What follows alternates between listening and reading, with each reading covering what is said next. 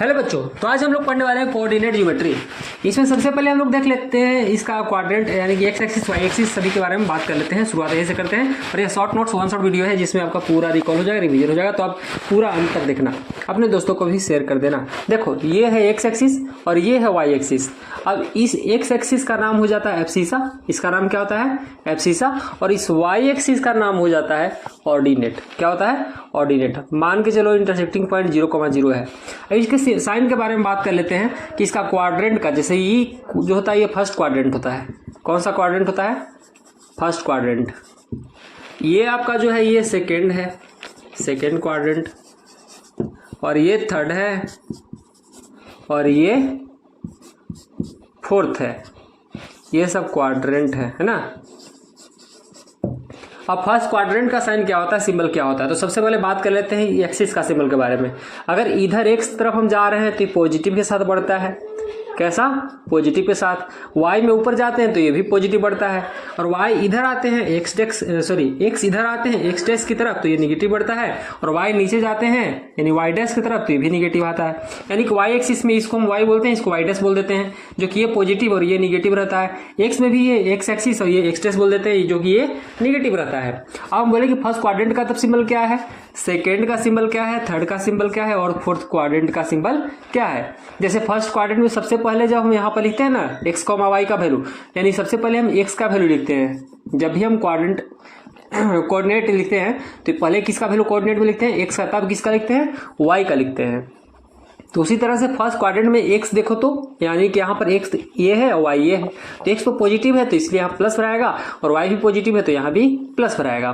इधर आ जाएंगे सेकंड में, तो यहाँ भी सबसे पहले x का लिखेंगे, तो यहाँ तो x का निगेटिव तरफ है ना, तो सबसे पहले निगेटिव और तब y का जो कि पॉजिटिव। फिर थर्ड में देखेंगे तो सबसे पहले x का देखेंगे जो कि निगेटिव है, और y भी नीचे की ओर है तो निगेटिव है। फोर्थ क्वाड्रेंट में x है पॉजिटिव और y है नीचे की ओर निगेटिव। तो ये हो गया साइन। अब चलते हैं, मूव करते हैं आगे की ओर। अब हम लोग देख लेते हैं यहाँ पर डिस्टेंस फार्मूला। डिस्टेंस फार्मूला यानी कि सबसे पहले हम बात कर लेते हैं यहाँ पर फिर से एक्सिस के बारे में। ये आपका वाई एक्सिस है और यहाँ पर इधर ये एक्स एक्सिस है। अब एक्स कॉमा वाई ये जो स्पेस दिख रहा है इसमें मान के चलो ना कोई पॉइंट P यहाँ पर है जिसका कोऑर्डिनेट दिया हुआ है x1 कॉमा y1, और कोई Q पॉइंट यहाँ पर है जिसका कोऑर्डिनेट दिया हुआ है x2 कॉमा y2। अब जो P पॉइंट और Q पॉइंट इसके बीच में कुछ ना कुछ तो डिस्टेंस है ना, इसको निकालेंगे कैसे, इसका फार्मूला क्या होता है। तो डायरेक्ट हम फार्मूले पर बात करेंगे। इसका फार्मूला क्या होता है कि ये वन शॉट है, इसका डेरिवेशन ये सब यहाँ पर जरूरी नहीं है और शायद बोर्ड में भी जरूरी नहीं होता है। तो ये x1 कॉमा y1 और x2 कॉमा y2 के बीच का जो डिस्टेंस है, ये डिस्टेंस इसका मैग्नीट्यूड आखिर कितना है, क्या वैल्यू है इसका। तो यानी कि PQ जो डिस्टेंस है उसको निकालने के लिए फार्मूला आता है अंडर रूट ऑफ, आप x1 माइनस x2 लिखो या फिर x2 माइनस x1 लिखो, इसका कोई दिक्कत नहीं है, क्योंकि यहाँ पर जब हम x1 माइनस x2 या फिर x2 माइनस x1 लिखते हैं तो उसके बाद यहाँ पर स्क्वायर करते हैं ना, तो अगर निगेटिव ही आएगा तो स्क्वायर से पॉजिटिव हो जाएगा, तो वहाँ कोई दिक्कत नहीं है। प्लस y1 माइनस y2, यानी कि आप x2 माइनस x1 भी लिख सकते थे या फिर x1 माइनस x2 लिखो, कोई दिक्कत नहीं, क्या कि वो स्क्वायर आ रहा है ना। तो अगर निगेटिव भी आ जा रहा है, जैसे कि 2 माइनस 4 लिखो या 4 माइनस 2 लिखो, दोनों इसका वैल्यू तो माइनस 2 आएगा लेकिन इसका वैल्यू 2 आएगा, लेकिन स्क्वायर जैसे हम करेंगे ना यहाँ पर तो ये दोनों का वैल्यू तो सेम ना आ जा रहा है, तो इसीलिए यहाँ पर कोई दिक्कत नहीं है। आप x1 माइनस x2 लिखो या फिर x2 माइनस x1 लिख दो, कोई दिक्कत नहीं है। PQ डिस्टेंस ऐसे निकलेगा, यानी कि कोई पॉइंट P था कोई पॉइंट Q था, दोनों के बीच का डिस्टेंस का फॉर्मूला ये हो गया डिस्टेंस फॉर्मूला। अब मूव करते हैं आगे की ओर सेक्शन फार्मूला में। अब हम लोग सेक्शन फार्मूला की ओर ध्यान देते हैं। जैसे कि पॉइंट A है x1 y1, पॉइंट B है x2 y2, ये लाइन दोनों को लाइन सेगमेंट है जो दोनों को मिला रहा है, तो इस लाइन पर कोई पॉइंट P आ जाता है मान के चलो, ठीक ना। ये दोनों का कोऑर्डिनेट हमको मालूम है ना। जो पॉइंट P आया है इसका कैपिटल X कैपिटल Y हम लोग मान लिए, कुछ ऐसा मान लिया। आखिर कितना आएगा, कैपिटल X का वैल्यू कितना आएगा और कैपिटल Y का वैल्यू कितना आएगा, ये दोनों को कैसे फाइंड करेंगे, है ना, तो ये देखने वाले हैं। हाँ, इसमें और भी कुछ हमको मालूम रह सकता है, जैसे कि ये जो P पॉइंट है ये दोनों को कुछ m/n के रेशियो में डिवाइड किया है। किस रेशियो में? m/n के रेशियो में डिवाइड कर दिया है। अभी इतना चीज हमको गिवन है, x1 y1 x2 y2 और m/n के रूप में यहाँ पर दे दिया है कि ये डिवाइड कर रहा है। तो आखिर कैपिटल X कैपिटल Y का वैल्यू कितना होगा, यानी कि जो पॉइंट P इसको डिवाइड कर रहा है, इसको कह सकते हैं कि यहाँ पर काट रहा है, तो आखिर इसका वैल्यू कितना होगा। तो इसको निकालने के लिए, x को निकालने के लिए और y को निकालने के लिए कुछ फार्मूला यहाँ लिख रहे हैं, ध्यान देना। तो सबसे पहले क्या करते हैं, m फर्स्ट जो रेशियो का फर्स्ट पार्ट है उसको इनटू में x2, x निकालने के लिए प्लस माइनस फर्स्ट पार्ट लिख लिए थे, अब सेकेंड का यानी एन, और इसका इस फर्स्ट के साथ x1 अपॉन में दोनों रेशियो का सम m प्लस n। ध्यान देना फिर से, जब हम m ले रहे हैं यहाँ पर तो इसका x2 उठा रहे हैं और n ले रहे हैं तो इसका x1 उठा रहे हैं, है ना। और प्लस माइनस क्यों आया ये भी बता देंगे, अपॉन में प्लस माइनस अपॉन में m प्लस माइनस n, ऐसा कुछ, तो x का वैल्यू आया। y लिखेंगे तो उसी तरह से फर्स्ट पार्ट यानी रेशियो का m y2 plus minus n y1 upon में m प्लस माइनस n। अब बता रहे हैं यहाँ पर प्लस माइनस यानी कि जो भी यहाँ से वैल्यू आएगा ना वही आपका क्या है x, y आ रहा है, यहाँ से इसको निकालने के लिए फॉर्मूला दिया गया है।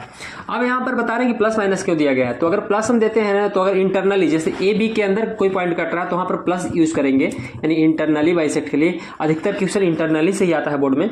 तो अगर इंटरनली काट रहा है तो हम लोग प्लस साइन दोनों जगह यूज करेंगे, और माइनस का भी यूज करना है जब कोई पॉइंट एक्सटर्नली काट रहा है, या एक्सटर्नली काट रहा है ना। अगर बाहर काट रहा है पॉइंट तो माइनस साइन यूज करेंगे, क्वेश्चन में बता दिया जाएगा, कुछ जरूर मिलेगा कि इंटरनली है कि एक्सटर्नली है ना। तो इंटरनली ही ज्यादातर आता है जो कि प्लस का यूज करते हैं, ठीक है। तो ये हो गया सेक्शन फार्मूला। अब और आगे मूव करते हैं, अब हम लोग बात कर लेते हैं mid point of a line segment. जैसे कि कोई ए बी लाइन सेगमेंट है, इसका मिड पॉइंट कोई पी है, इसका वैल्यू कैसे निकालेंगे। ए का है x1, y1 कोऑर्डिनेट और बी का है x2, y2, पी का कुछ होगा, आखिर कितना होगा। तो पी का जब निकालना है हमको तो क्या करेंगे, x1 प्लस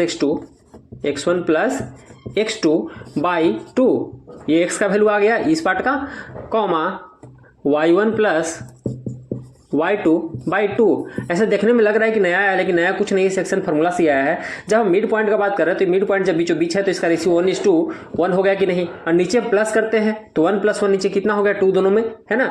और रेशियो में मल्टीप्लाई करेंगे तो 1 से x1 में और 1 से x2 में, 1 से y1 में और 1 से y2 में, तो वैल्यू उसी से निकल के आ रहा है सेक्शन फार्मूला से ही। बस यहाँ पर डायरेक्ट याद कर लेना कि x1 + x2/2, y1 + y2/2, ये हो गया mid point of line segment. एक होता है ट्राई सेक्शन, उसका केवल हम रेशियो के बारे में बात कर लेते हैं। ट्राइसेक्शन यानी कि देखो बाइसेक्ट करना यानी कि 2 इक्वल पार्ट में बांटना, बाइसेक्ट कर रहा है यानी कि 2 इक्वल पार्ट में बांट रहा है। जैसे ये लाइन है, इसको 2 इक्वल पार्ट में बांट दिया है ना।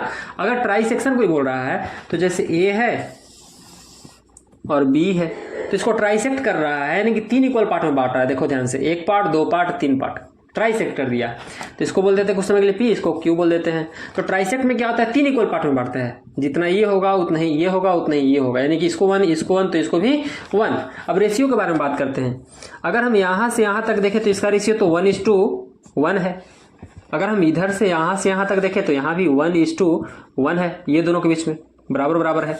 लेकिन हमको इतना के बारे में बात नहीं करना है, सपोज दैट हमको बात करना है पूरा के बारे में। इसका बताओ, यहाँ इस पॉइंट पर बता दे करके कि रेशियो क्या होगा। तो यहाँ ये एक पार्ट है तो इधर देखो ध्यान से, अगर इस पॉइंट के अकॉर्डिंग हम देख रहे हैं तो यहाँ पर अगर एक पार्ट है तो यहाँ पर 1 और 1 2 पार्ट है ना, यानी कि 1, तो इधर कितना पार्ट 2, तो इसका रेशियो कितना आ रहा है 1:2, और बाकी वैल्यू देगा तो उससे ही निकल जाएगा, है ना। अगर हम बात करते हैं इस पॉइंट के अकॉर्डिंग पूरा देखते हुए तो इधर 2 पार्ट है तो इधर 1 पार्ट है, तो ये रेशियो कितना हो गया 2:1 हो गया।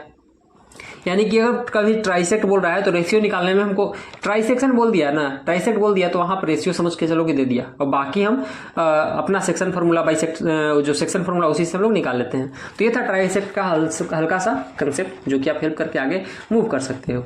तो आज ये कोऑर्डिनेट ज्योमेट्री में अधिकतर पॉइंट और अब सीसा ऑर्डिनेट भी हो गया तो लगभग पॉइंट हो गया है, और आप लोग देखना और आगे बताना आपको कैसा लगा। Thank you.